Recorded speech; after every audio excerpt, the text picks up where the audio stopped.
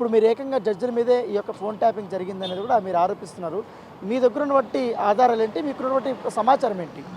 ఇక్కడ 2014 నుంచి additional advocate general office Ramachandrarao గారి ఆఫీస్లో ఒక రాజ్యాంగేతర శక్తి శ్రీపతి సంతోష్ అని ఒక ఏజీపీ, జీపీ, స్పెషల్ జీపీగా పనిచేసిన వ్యక్తి చాలామంది జీవితాలతో ఆడుకోవడం జరిగింది. ఇక్కడ వేల మంది అప్లికేషన్లు ఇస్తే వాడికి ఇష్టం వచ్చిన వాళ్ళకు పోస్టులు ఇవ్వడము, వాళ్ళను కన్సైనర్లో పెట్టుకోవడం, ఈ ప్రణీత్ రావుతో కలిసి వాళ్ళ కాల్ డాటాలు తీసుకోవడం మాకు అందరికీ తెలుసు. మేము ఎవరితోనో మాట్లాడినా సరే మాకు నువ్వు వాళ్ళతో ఎందుకు మాట్లాడుతున్నావు, నువ్వు వీళ్ళతో ఎందుకు మాట్లాడుతున్నావు అంటే మేము స్ట్రేంజర్లతో మాట్లాడడం వీడికి ఎట్లా తెలిసింది అని మా అనుమానాలు రోజు రోజుకు బలపడ్డాయి.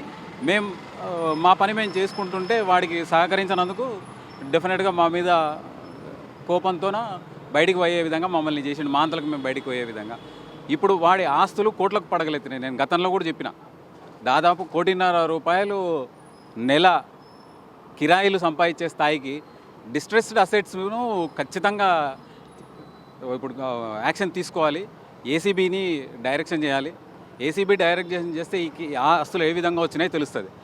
హోమ్ డిపార్ట్మెంట్ ఒక హోమ్ లోను తీసుకొని 70 లక్షల రూపాయలకు హోమ్ లోన్ తీసుకొని ఇల్లు కొన్న వ్యక్తి, ఒక అపార్ట్మెంట్ కొన్న వ్యక్తి 6 నెలల్లో అంటే నెక్స్ట్ మంతే డిపాజిట్ చేసేసి అమౌంట్ను క్లోజ్ చేయడం అంటే చూసే వాళ్ళకేమో లోన్తో కొనుక్కున్నాడు అన్నట్టు, కానీ కొన్నది మాత్రం అవినీతి పైసలతోన. ఇవన్నీ కార్యక్రమాలన్నీ చూసినాం. నిన్న కూడా మనం చూసినాం, ఒక మా నల్గొండ జిల్లాలో 40 మంది ప్రైవేటు వ్యక్తులు ఒక లేడీస్కి సంబంధించిన ఫోన్ ట్యాపింగ్ చేసి వాళ్ళను లైంగికంగా లొంగ తీసుకొని ఇది చెప్పకూడదు అసహ్యకరమైన సంఘటనలు. అంటే రిపర్కేషన్స్ ఎవరైతే ప్రారంభించారో ప్రభాకర్ రావు,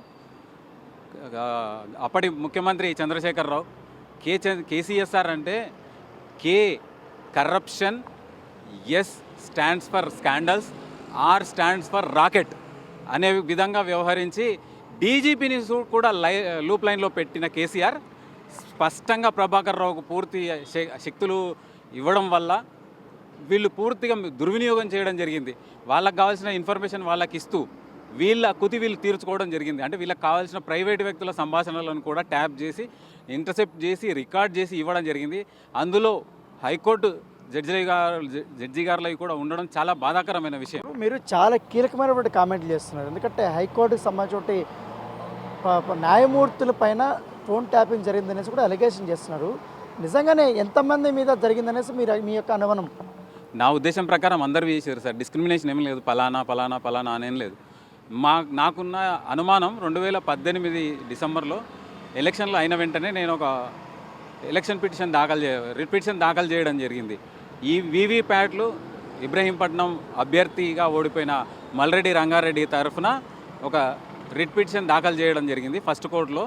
ఈవీఎంల డిజిటల్ డిస్ప్లేకి వీవీప్యాట్లో ఉన్న పేపర్ ట్రయల్స్కి తేడా ఉంది అని మేము రిట్ దాఖలు చేస్తే 12 గంటలకు మేము రిట్ దాఖలు చేస్తే 4 గంటలకు ఆ రోజు ముఖ్యమంత్రి గారు తన చేతులకు తీసుకొని అప్పటి ముఖ్యమంత్రి సీజే గారిని కలవడం జరిగింది. అంటే ఎంత వేగంగా కదలడం అంటే దీని వెనకాల ఫోన్ ట్యాపింగే ఉంది. మేము ఎవరినైతే ఢిల్లీ నుంచి అడ్వకేట్లను తీసుకొచ్చినామో వాళ్ళని అప్రోచ్ కావడం జరిగింది. వాళ్ళ నెంబర్లు వీళ్ళకి ఎక్కడి నుంచి వచ్చినాయి, ఫైల్ చేసిన అడ్వకేట్గా ఫైల్ మీద నా నెంబర్ ఉంటుంది.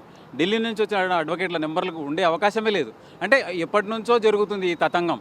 హైకోర్టులో ఏం జరుగుతుంది, ఇంతమందివి చేసిన వీళ్ళు నెంబర్లు తెలిసినంత మాత్రాన ప్రతి ఒక్కరివి ఇచ్చారు. లక్షల కొద్ది ఫోన్లను వీళ్ళు ట్యాప్ చేయడం జరిగింది. వాళ్ళు ఏ విధంగా ముందుకోతున్నారు, ఎవరితో ఇంటరాక్ట్ అవుతున్నారు, మామూలు సామాన్యుడి రాజ్యాంగ హక్కును హరించిన వీళ్ళు ఖచ్చితంగా 100% హైకోర్టు జడ్జిలవి కూడా ట్యాప్ చేసిండ్రు.